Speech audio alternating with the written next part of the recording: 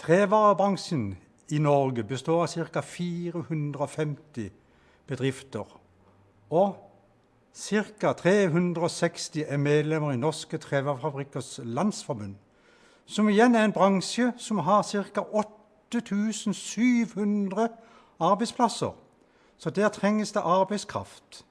Det er en bransje som er solid og god, og den har lite gjennomtrekk. Det er ikke farlig å satse på en sånn bransje. Den har vært der i mange år og kommer til å være der lenge, lenge.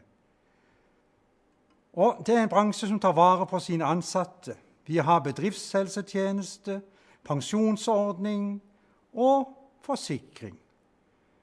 Og hvis du kunne tenke deg å bli snekker, så er det bare å satse på det yrket der. Så har du en sikker fremtid. Det er altså en utvikling fra de små håndverksbedrifter til de store bedrifter med datateknologi.